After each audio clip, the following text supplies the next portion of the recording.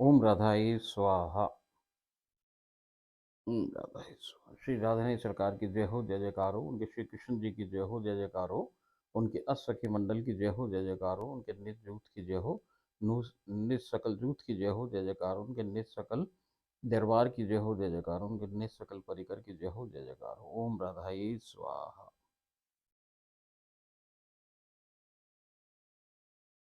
ओम राधाई स्वाहा। जय श्री राधे।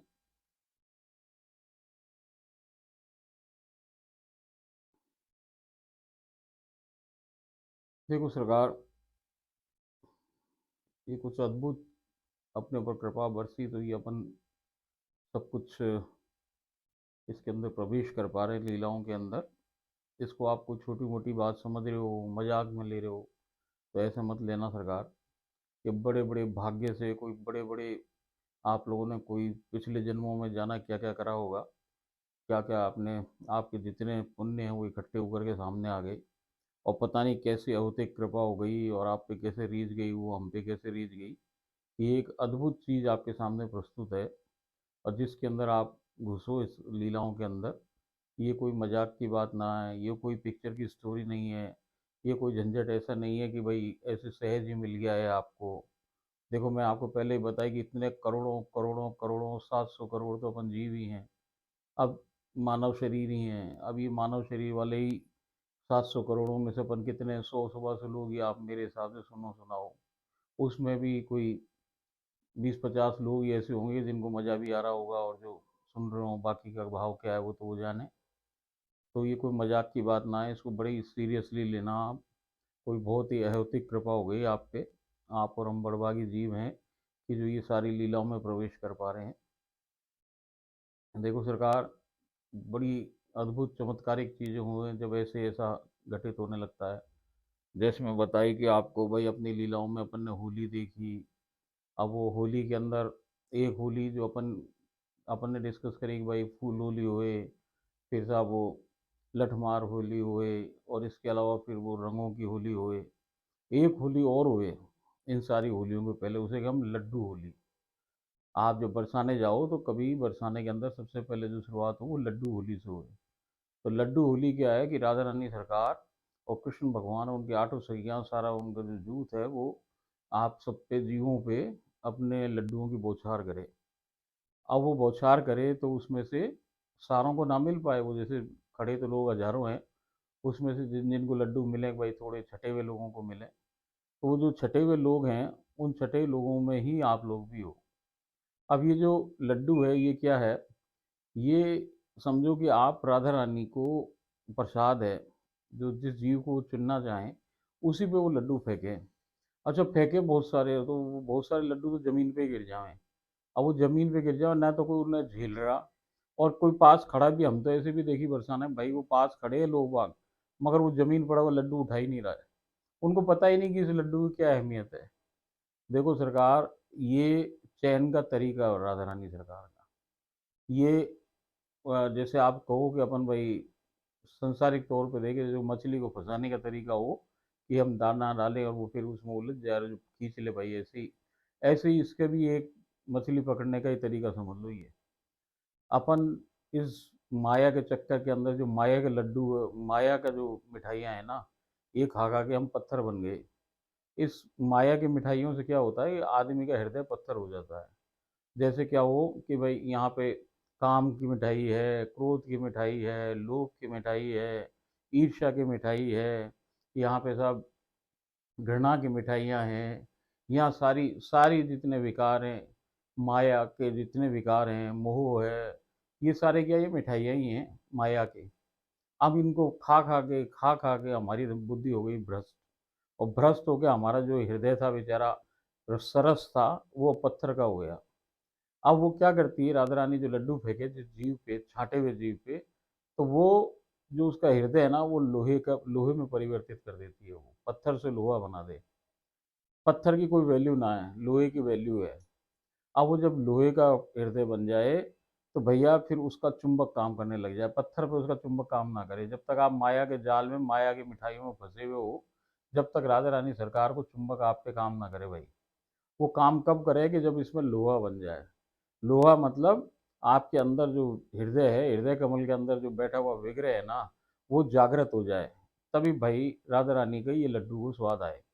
तो वो जीव को फेंक रही है उस लड्डू को, मतलब कि अब उसका पत्थर का बना लिया हृदय, हृदय को, जो पत्थर का हृदय उसको लोहे में परिवर्तित कर लिया। अब उन्होंने चुंबक लगाया अपना, और वो जीव भाई साहब डायरेक्ट ही खिंचता खिंचता खिंचता आ जाए, फिर वो सखियों के पास आ जाए, सखियाँ और राधा कृष्ण मिल के फूल होली खेलें। फिर भैया राधा रानी सरकार बच्चे खुशी जितने ये रह जाएं, और मिठाई ये जो काम क्रोध लोभ मोह माया मत्सर हैं, भैया इनको पिटाई कर करके भगा दे, और फिर वो अपने रंग में रंग डाले, और भाई साहब राधा का रंग करके वो आपको परिकर बना दे। ये सारी प्रक्रिया वो करे भाई दुनिया के अंदर सब में। तो आप जितने भी जीव हो, ये सब उसी प्रक्रिया के तहत चयनित जीव हो आप। अब आप ऐसे ना हो कि जो इतने सारे जीव है इनके अंदर से आपको चयन कर लिया उसने, अब आप राधा रानी के जाल में फंस गए भाई। अब आप चाहो तो ना निकल पाओ, वो जाल इतना कठिन है उसका कि यहाँ से आने का तो रास्ता भाई साहब, जाने का कोई रास्ता ना है। तो भाई जब आप राधा राधा में फंस गए, तो तभी तो आप ये लीलाओं में घुस पा रहे हो, और ये सारी लीलाएं अपने सामने चल रही है। बढ़िया बढ़िया लीलाएं अपन ने देखी, कैसे कि राधा रानी कृपा करे भाई। अपन ने होलियों को वर्णन देखो, वो जो बुढ़ी औरत है जो गांव बरसाना रहे भाई, उस पर कैसी कैसी उन्होंने विलक्षण कृपा करी। वो दरिद्र थी, उसकी दरिद्रता कैसे मिटा दी। और उन्होंने कहा कि भाई जो मेरा शरणागत जीव है, जो मेरा जीव बन गया, जो 100% मेरे पे आ गया भैया, उसके मैं सारी कठिनाइयाँ हटा दूँ, उसकी सारी दरिद्रता उसकी सारी गरीबी हटा दूँ भैया। उसके जो झोंपड़े फोंपड़े सब वो गोबर मिट्टी के थे भैया, उनको सब वो सोने का बना दिया उसने, सब कुछ बदल दिया। और तो और ऐतिक कृपा देखो सरकार, कि वो बुढ़िया ने अपने आस पड़ोस वालों को बुला लिया भाई। अब वो बुलाया तो देखो सरकार, उनको भी चमड़न की आंखों से दर्शन करा दिए। तो मैं आपको पहले ही बताई भाई कि आप राधा नाम ले रहे हो, तो आप अकेले ही, आपके ही नहीं, आपके पीछे और आगे की 21 पीढ़ियों तक को उतार दो भाई। जो राधा को जीव ऐसे नहीं है भाई, बहुत बड़भागी जीव हो। ठसक से बोलो कि भाई हम राधा रानी के जीव हैं।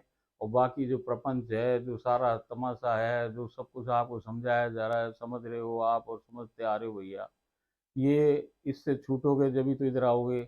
और छूटे ना होते तो ये बात इतने दिन सुनते ही नहीं भाई साहब, घर जाके आप अपना ही कोई दूसरे प्रकार की चीज़ों को देख रहे होते, मगर ये सुन रहे हो, इसलिए मैं आपसे इतनी बातें कर रही हूँ। तो अब अपन आज आप वापस अपन लीलाओं में प्रवेश करें। कल अपन ने 61 लीला पूरी करी थी, आज से अपन 62वीं लीला के अंदर प्रवेश प्राप्त करते हैं।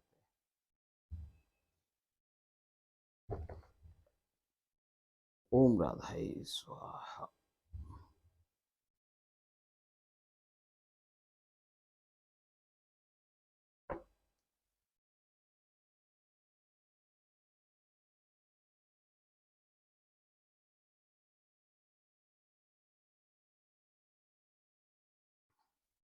और गीता बावरी कह रही है साहब कि आज मानसी से वहां बैठते ही श्री जी, उनके काना व सखियां हमारे घर के मंदिर के निकट प्रकट हो गई हैं।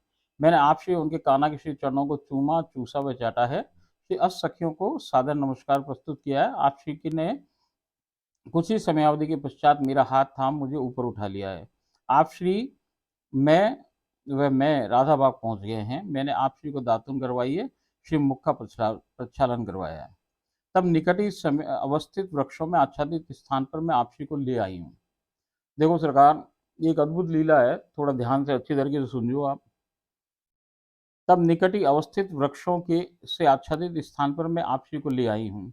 आप श्री की आज्ञानुसार मैंने आप श्री को उस परम सुरम्य वृक्षों की ओट में ले पधारी हूँ। आप श्री वहीं विराजमान हो गई हैं भाई। एक झुरमुट है पेड़ों का, बहुत सारे घने पेड़ हैं, जिसमें बाहर का ना दिख सके और बाहर वाले को अंदर का ना दिख सके, ऐसी जगह ले आई हैं, उनको बिठा दिया है इसने। आप श्री ने आदेश दिया है कि मेरे अंगों का तेल मर्दन करो। अब उन्होंने कहा भाई मेरे पूरे शरीर पे आज तेल की मालिश करो, और तेल भी कोई विशेष तेल बताया उसको कि भाई ये तेल की मालिश करो। तो अब वो तेल वहां पे मौजूद नहीं है, तो मैं आप श्री को वहीं विराजित अवस्था में ही बने रहने का निवेदन कर सुरुचिर सुरभित तेल उपलब्ध कराने हेतु बाहर आ गई है। अब ये तेल लेने के लिए वापस बाहर आ गई है कि वो जो तेल चाहिए उनको, जिससे उनके शरीर पे मालिश करनी है, तो वो लेने के लिए बाहर आ गई है। जब मैं इप्सित तेल ले अंदर जाने को उद्धत हुई है, अब जब वो तेल ले आई है ये जो उनको चाहिए था, उस तोल को लेके अंदर जा रही है, तो क्या घटा कि आपसी के कान्हा वहां प्रकट हो गए।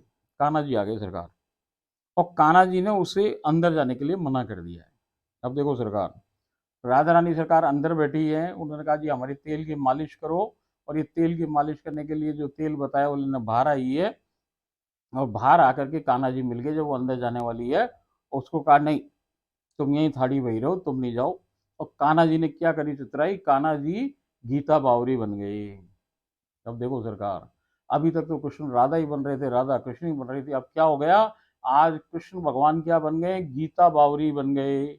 और गीता बावरी अपने वेश में उसको बाहर खड़ा कर दिया पेड़ के बाहर। अब वो पेड़ों के अंदर ना जा पारी, और वो उनने तेल की शीशी ले ली और खुद अंदर चले गए हैं।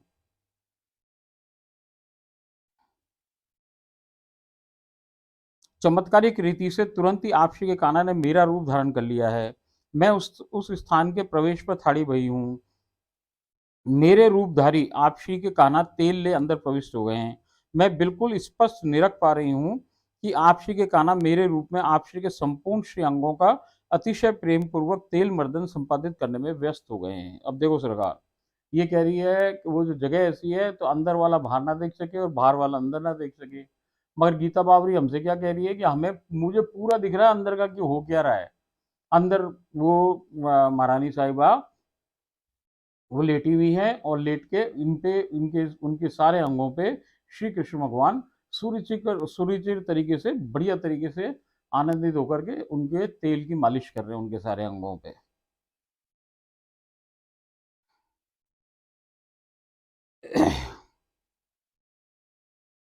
आप के श्री संपूर्ण अंगों को अतिशय प्रेम पूर्वक तेल मर्दन संपादित करने में व्यस्त हो गए हैं। अब वो आप श्री को दिव्य स्नानागार में ले आए हैं, जो वो फवारों वाला स्नानागार है, वहां पे लेकर के आ गए हैं। मेरे रूपधारी आपसी के कान्हा ने आपसी के आपसी से उनके संग स्नपित होने की आज्ञा प्राप्त कर ली है। अब वो कह रही है कि जो उनके रूप में, जो गीता बावरी के रूप में कृष्ण भगवान है, उन्होंने राधा रानी से परमिशन मांगी कि आज भाई मैं आपको अंदर पानी में, इसमें फवार, ये जो आपका कुंड है, इसमें मैं आपके संग चलती हूँ और मैं आपको रगड़ रगड़ करके मालिश करके वो आपको स्नान कराऊंगी। और उन्होंने हाँ कर दी, हाँ बल भर दी है। अब वो आप श्री को दिव्य स्नागार में ले बता रहे हैं। मेरे रूपधारी आप श्री के कान्हा ने आप श्री से उनके संग स्नपित होने की आज्ञा प्राप्त कर ली है। अनुपम युगल फव्वारों से निकसित जल धाराओं के साथ जल क्रीड़ाओं में लीन हो रहा है। आप श्री के कान्हा आप श्री को श्री कटिभाग से थाम श्री अंगों को बलपूर्वक घर्षण कर स्नपित करवा रहे हैं। आप श्री के कान्हा अनेकानेक प्रकारों से आप श्री से शरारत का परमानंद की अनुभूति को प्राप्त हो रहे हैं, शरारत कर परमानंद की अनुभूति को प्राप्त हो रहे हैं। बीच बीच में आपसी हतप्रभ हो उनके मुख को तिरछी नजरों से निरख विचार कर रहे हैं कि आज गीता को क्या हो गया है, ये ऐसा भिन्न प्रकार का व्यवहार क्यों कर रही है। देखो सरकार, अब आप स्थिति देखो कि वो उसको राधा रानी सरकार को श्री कृष्ण जी जो गीता बने हुए हैं वो जल के अंदर ले गए हैं। अब जल के अंदर वो आठों अटकेलियां कर रहे हैं, वो उनको कभी कमर से पकड़ रहे हैं, कभी कहाँ से पकड़ रहे हैं, उनको पानी में डुबो रहे हैं, उठा रहे हैं, कभी उनके अंगों को अपने अंगों से रगड़ रहे हैं, कभी क्या कर रहे हैं क्या नहीं कर रहे हैं। तो वो सोच रही है राधा जी कि ये आज इस गीता बावरी को क्या हो गया, इसने ऐसी ऐसी शरारत तो ये कभी कर नहीं सकती है, ये मेरे संग ऐसी शरारतें क्यों कर रही है आज। मगर भेद की बात तो ये है सरकार, तो आप क्या समझो, जो उनकी खुशबू से पहचान जाती हैं ये श्री कृष्ण भगवान है, आज वो पहचान नहीं रही हैं। जैसे पहले आपको मैंने एक बार बताई कि वो झूले पे बैठी हुई हैं और वो एक गोपी का रूप धारण करके आ गए। आज जब वो गीता का रूप धारण करके आ गए, तो क्या उनको समझ में नहीं आ रहा, उनको बिल्कुल समझ में आ रहा है कि कृष्ण है।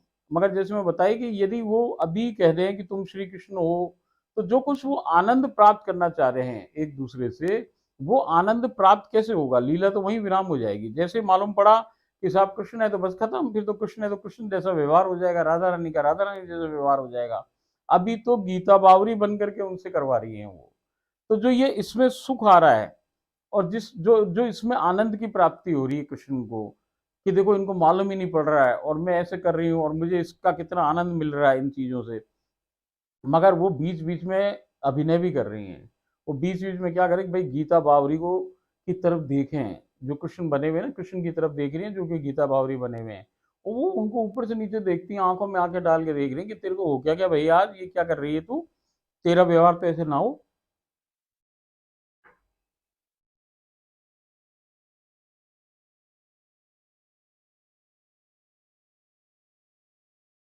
आपसी कहना अनेकानेक प्रकारों से आपसी से शरारत का परमानंद की अनुभूति को प्राप्त हो रहे हैं। बीच बीच में आपसी हतप्रभ हो उनके मुख को तिरछी नजरों से निरख विचार कर रहे हैं कि आज गीता को क्या हो गया है, ऐसा ये ऐसा भिन्न प्रकार का व्यवहार क्यों कर रही है। स्नपित होने के पश्चात आपसी एक आना उन्हें बाहर ले पता रहे हैं। आपसी को सूखे सुकोमल वसंत से प्रक्षालित कर दिया है। आपसी को हल्की सी पोशाक धारण करवा करके श्रृंगार गृह में ले गए हैं। देखो सरकार, सब काम वही कर रहे हैं आज, और राधा रानी जाने की कन्हैया है, मगर उनको भी तो आनंद आ रहा है इससे। आप श्री को अतिशय सुंदर, आकर्षक व शानदार कशीदाकारी से युक्त पोशाक धारण करवाई है। दिव्य व सुरभित मोगरे के पुष्पों से आप श्री को श्रृंगारित किया है। आप श्री का श्रृंगार हल्का सा है, बिल्कुल हल्का हल्का श्रृंगार किया है, परंतु अत्यंत चित्ताकर्षक दृश्यमान हो रहा है, मगर बहुत ही सुंदर लग रही है उसमें वो। बिंदिया भी है, महावर भी है, मेहंदी भी है, लिपस्टिक, ओठ सुर्खी भी है, काजल भी है, नख पॉलिश, नेल पॉलिश भी है, सब सब, सब पूरी उन्होंने सजाई है। आप श्री की मांग भी भरी है। आप श्री का रूप माधुर्य अपने चरमोत्कर्ष पर अवस्थित है। तभी दोनों एक अत्यधिक मनोहर निकुंज में पहुंच गए हैं। अब वहां से निकुंज में आ गए हैं। आप श्री के कान्हा ने आप श्री को एक हिंडोले पर विराजमान करा दिया है। आप श्री उनके कान्हा का अधीरता से इंतजार कर रही हैं। अब वो अभिनय कर रही हैं कि अरे भाई कन्हैया नहीं आए, कन्हैया नहीं आए, कन्हैया नहीं आए। गीता बावरी, आज कन्हैया कहाँ रह गए, कहाँ रह गए, जबकि जाने वो कि कन्हैया ही झोटा झोटा दे रहा है मेरे को, मगर वो उसको अभिनय करके कन्हैया जी को बोल रही है कि जैसे मैं पहचानी नहीं आपको। आप श्री के कान्हा मेरे रूप में उन्हें हिंडोला पीछे से हिंडोले का झूठा दे झुला रहे हैं। बीच बीच में आप श्री की श्री गिरविया पर चुंबन भी कर रहे हैं। अब उनकी जो गर्दन है उस पर चुंबन भी कर लेते, जब वो झूलो वापस आए तो उनकी गर्दन पे वो चुंबन कर लें। उनके इस भिन्न व्यवहार से आशंकित हो आपसी मेरा रूप धारित उनके काना से बोली कि तुम गीता तो नहीं हो सकती। वो मुझसे अतिशय प्रेम तो करती है, परंतु वो कभी भी ऐसी शरारतें नहीं कर सकती। तब आपसी काना अपने वास्तविक रूप में अवस्थित हो गए और हास करते हुए आपसी के सामने उपस्थित हो गए। देखो सरकार, जैसे उन्होंने कहा कि भाई ये चुम्बन उम्बन किया ना, तो उनको लगा कि भाई गीता बावरी तो ऐसा ना कर सके, तो उन्होंने कहा भाई गीता बावरी तो ऐसा ना कर सकती, तुम गीता ना हो कोई और हो। तो कान्हा जी ने तुरंत अपना रूप करके और हंसने लग गए कि भाई मैं तेरे संग, तुम आपके संग मजाक कर रहा था, मैं तो कान्हा हूँ। तब जा करके उनको उस रूप में उनके सामने आके खड़े हो गए हैं।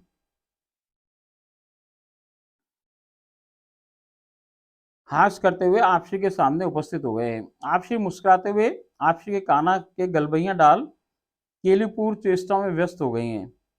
अब इसने जो गीता बावरी वहाँ आ गई है और उसने जाके फटाफट वहाँ पे उनकी जो कुटिया है, कुटिया को, केली तल्प को, जो उनकी शैया है उसको सुंदर मोगरे से सुरभित कर दिया है, और एक बीचों बीच उसके एक लाल गुलाब से उनका हार्ट का एक हृदय आकृति बना दी है, और बहुत ही सुंदर उसको पूरे झोपड़ी को बना दिया है। और वहाँ पे श्री राधा भी अंकित कर दिया है, बीड़ा इत्र लस्सी वगैरह सब रख दी है, और इनको वो इसका हाथ पकड़ करके वो युगल अंदर पहुंच गया है। राधा रानी ने गीता का भी हाथ पकड़ रखा है और ये दोनों अंदर चले गए हैं।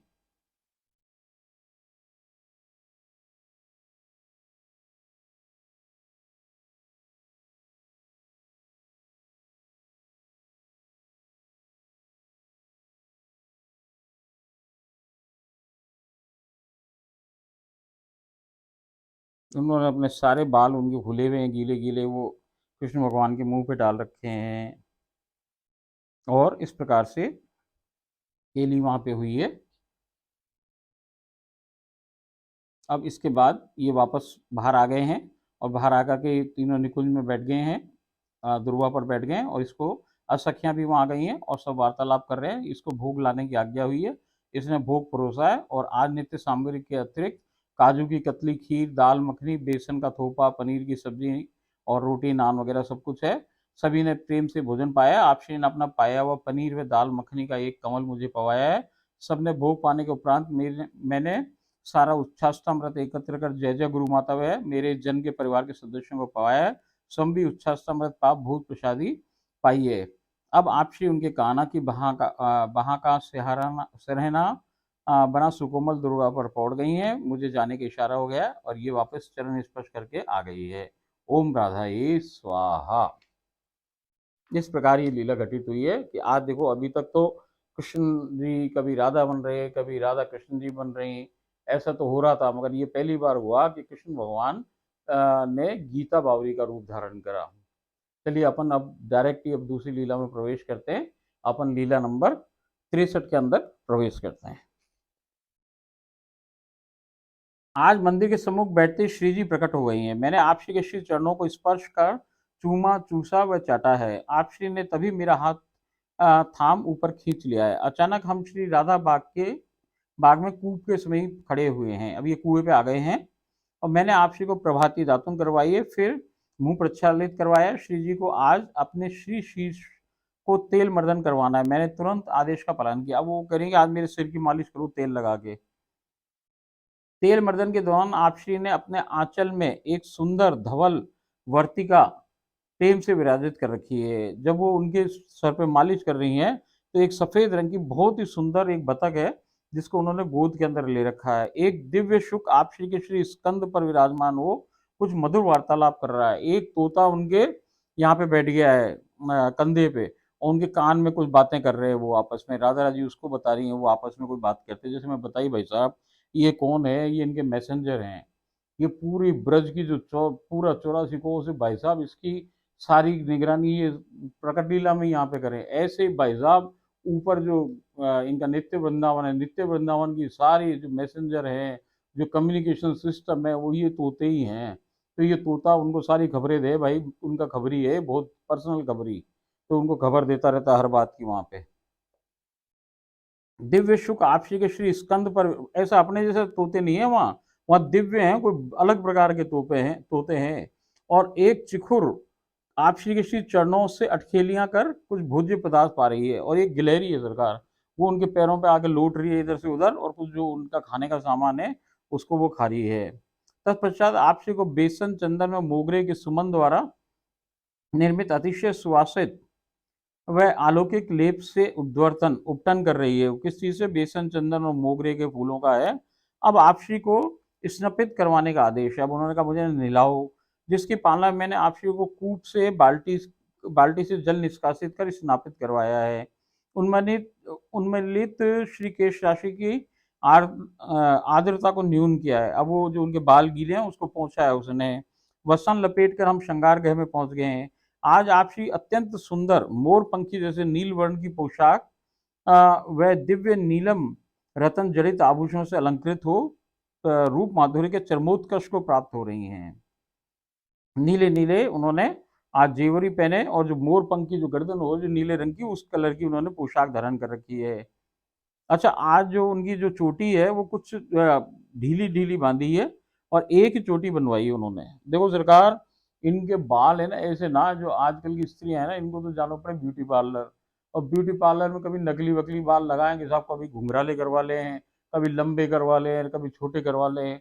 अरे भाई साहब, यहाँ ये कहानी ना, वो ब्यूटी पार्लर ना जाए, उनको तो खुद ही अपने आप है ब्यूटी पार्लर। अब उनको छोटे बाल चाहिए तो अपने आप ही छोटे हो जाएं, अब उनको बड़े बाल चाहिए खूब बड़े हो जाएं, और भाई साहब जैसे चाहे मोटे, चाहे मोटे ज़्यादा, चाहे ज़्यादा हो जाए, कम चाहे कम हो जाए, एक चोटी चाहे एक बन जाए, दो बनवाओ दो बन जाए, जैसे जैसी उनकी ज़रूरत है वो सारे बाल अपने आप वैसे के वैसे ही बन जाएं।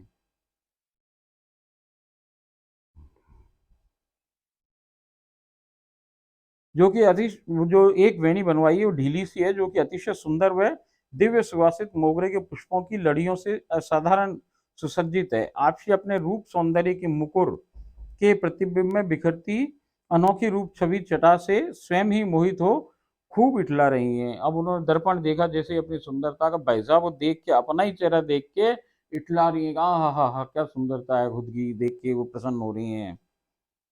आपसी का रूप माधुर्य अपने चरमोत्कर्ष पर अवस्थित है।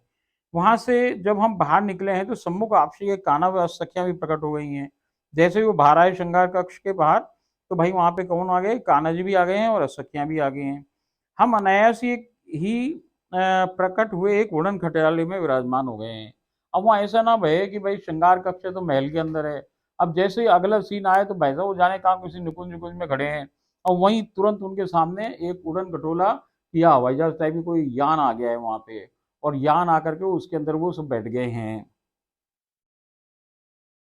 आकाश मार्ग से उड़ते हुए एक अद्भुत सुनहरी, अब ये कह रहे हैं आकाश मार्ग से उड़ते हुए एक अद्भुत सुनहरी स्वर्ण की भांति चमकदार आम वृक्षों की असंख्य श्रृंखलाओं से आच्छादित निकुंज में नीचे उतरकर खड़े हो गए हैं। अब वो आकाश मार्ग से उड़ता उड़ता उड़ता उड़ता उड़ता एक आम के ऐसे अनोखे बगीचे में आ गया, जहाँ के जो पेड़ हैं वो भी सोने के पत्ते वाले जैसे बने हुए हैं, सारी चीज स्वर्णाकार है, और मैं बताई 2.5-3 किलो के आम हैं, और वो आम भी सोने के जैसे रंग के हैं। अद्भुत बाग है, अद्भुत आम का बाग है। वहां आके वो जो उड़न खटोला है वो रुक गया, और ये लोग सब नीचे आ गए हैं। असंख्य श्रृंखलाएं हैं वहां, 1 2 5 10 1000 सौ नहीं है भाई साहब, असंख्य आमों के पेड़ हैं। यहाँ अत्यधिक दिव्य अनूठे आम के बहुत ही विशाल वृक्षों के झुंड अवस्थित हैं। हर एक वृक्ष मनमोहक सुनहरी स्वर्ण की भांति चमकीले आमों से परिपूर्ण है। अचानक पवन से आपसी की इकलौती निज विशेष सुवास की सूचना पाते ही आपसी की उपस्थिति को भाव वहां बहुत से खग पक्षी आ पहुंचे हैं। अब भाई साहब जो राधा रानी की खुशबू निकल रही है उनके शरीर में से, उनमें और कृष्ण भगवान को अलग तरह की खुशबू है, जो मदमस्त कर देती है आदमी को, मनमोहक खुशबू है बिल्कुल। तो अब वो क्या हुआ कि जो फैली ना उसके अंदर निकुंज के अंदर जितने वो पक्षी थे, वो सारे पक्षी सारे इकट्ठे होकर के वहां आ गए, और अपनी अपनी भाषाओं के अंदर, अपनी अपनी लैंग्वेज में, अपनी अपनी वाणियों के अंदर राधा जी के गुणगान गा रहे हैं, कोई भजन गा रहा है, कोई राधा राधा चिल्ला रहा है, ऐसी वहां पे हो रही है। और भाई साहब बतखों के झुंड हैं, और भी हैं, तोते हैं, मयूर हैं, वो सब आपस में जुगलबंदियां कर रहे हैं। वो आपस में राग और आलाप में ऐसे थोड़ी गाए, वहां भजन भी ऐसे नगारे जाए अपने, वो तो भाई सारी रागे जाने क्योंकि सखी सेचरी है भैया। तो वो तो ऐसी ऐसी रागों में आलाप ले रहे हैं, जुगलबंदियां हो रही हैं, और भाई साहब आलीशान संगीत की महफिल लगी पड़ी है। वो कह रहे हैं आपसी की उपस्थिति को भाप वहां बहुत से खग पक्षी आ पहुंचे हैं। आपसी के स्वभाव में स्वागत में अपने कंठ से सुमधुर वाणियों में से वातावरण में चहचहाट उत्पन्न कर परिवेश को चित्ताकर्षक बना रहे हैं। मयूर, शुक यानी तोता, पिक यानी कोयल, सारिका यानी मैना इत्यादि खग बहुतायत में उपस्थित हो सुस्वर कर्णप्रिय चहचहाट उत्पन्न कर रहे हैं। उनके सुस्वरों से बहुत से खरे खरगोश व बतखें भी आ गई हैं, वर्तिकाएं आ गई हैं, और जुगलबंदी कर रहे हैं वो आपस में। आपसी उनके काना अपने श्री हस्त कमलों से सभी को सुनहरी स्वर्ण की भांति चमकदार आमों का भोग पवा रहे हैं। अब वो दोनों जने जितने पक्षी आ गए, उनको वो अपने हाथों से आम छील छील के और आम आम का गूदा पवा रहे हैं सारे पक्षियों को, दोनों कृष्ण भगवान और राधा रानी सरकार। आप श्री अतिशय प्रसन्न प्रतीत हो रही हैं, बहुत ही प्रसन्न हो रही हैं। इस बीच मैं और सखियां उन सुनहरी स्वर्णों की भांति चमकदार आमों को वृक्ष से उतारकर पात्र में एकत्रित कर चुके हैं। वो सखियां वो जाके पेड़ों पे से जाके आम उतार लाई हैं, और बहुत सारे आम इकट्ठे कर लिए हैं। श्री जी व उनके कान्हा उन्हें वो आम प्रेम पूर्वक पवा रहे हैं। श्री जी कान्हा जी को पवा रही है, और कान्हा जी श्री जी को पवा रहे हैं। तभी चमत्कारिक रीति से जो भी आम पा रहा है तुरंत ही एक सखी के रूप में परिवर्तित होता जा रहा है।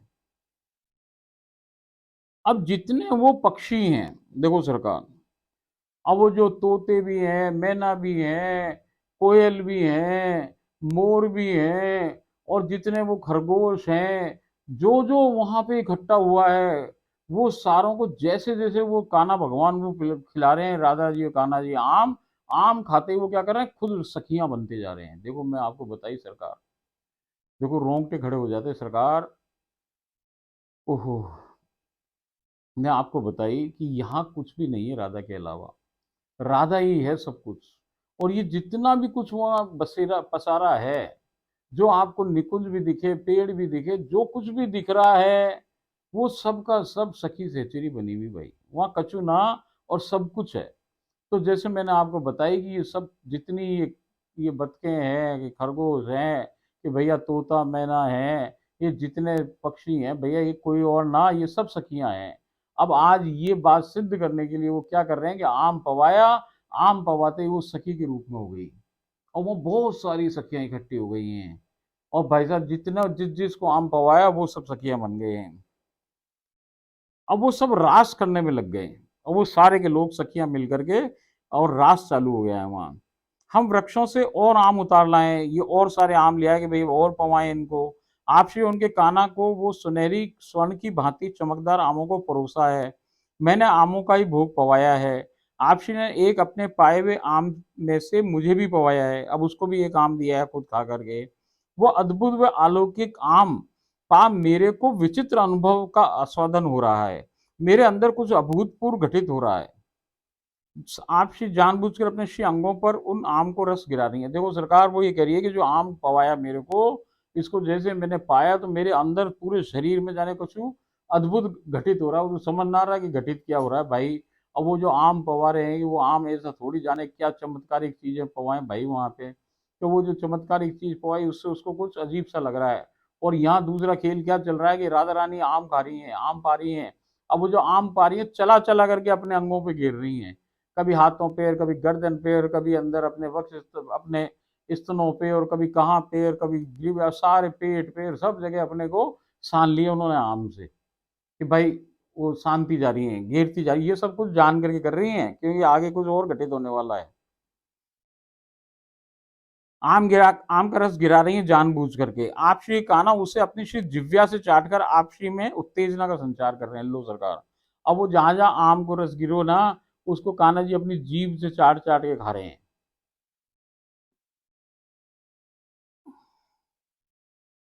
अब इसने सब स्थिति समझ ली कि भाई साहब ये कहानी क्या होने वाली है। और ये जा करके उनको वहां पे उनकी कुटिया सब बिल्कुल तैयार करके आ गई है। और वो दोनों अंदर चले गए हैं, राधा रानी ने इसका हाथ पकड़ रखा है।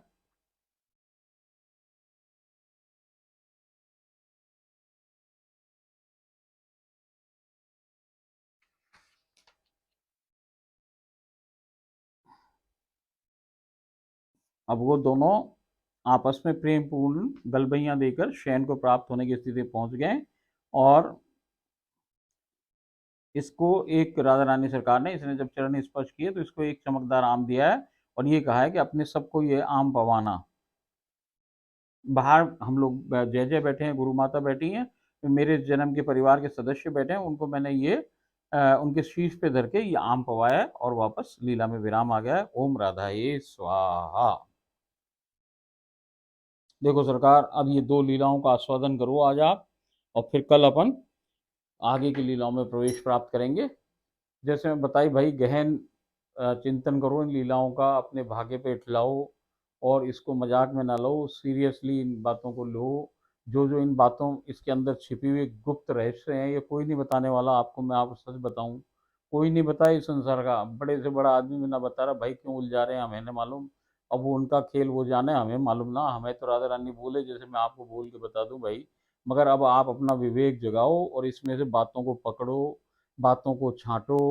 और जो जो ये गुप्त बातें इनके पीछे, लीलाओं के पीछे छुपी पड़ी हैं, उनको निकालो। देखो ये लीलाएं किसी के लिए नहीं हो रही हैं। ये लीलाएं जैसे मैं पहले बताई गीता के लिए हो चुकी हैं, मेरे लिए सब लीलाएं हो चुकी हैं। ये जो अब लीलाएं दोबारा घटित हो रही हैं, ये केवल और केवल और केवल आप लोग के लिए हो रही है भाई। तो इस लीलाओं का सौभाग्य प्राप्त कर रहे हो आप, रसास्वादन करो भाई। और इनकी गहन बातों को, गंभीर बातों को पकड़ो, मजाक में न लो। बहुत ही कुछ विचित्र आपके जीवन में हो रहा है। अब आपको मरना जीना नहीं है, आपका जीवन मरण का सर्किल खत्म हो चुका है। आप राधा रानी के जीव बन चुके हो। अब आपको मालूम पड़े या ना पड़े, मगर मैं सबको जानूं भाई, आप सब सेलेक्टेड जीव हो। इसलिए भैया लगे रहो मेरे भाई, इन लीलाओं में घुसे रहो और अपने इनको बार बार अध्ययन करो, बार बार रिकॉर्ड कर लो, सुनो, देखो और इसमें प्रवेश प्राप्त करो और इसका रसास्वादन करो भाई। इतना ही कह सकूँ मैं तो। ओम राधा ये स्वाहा।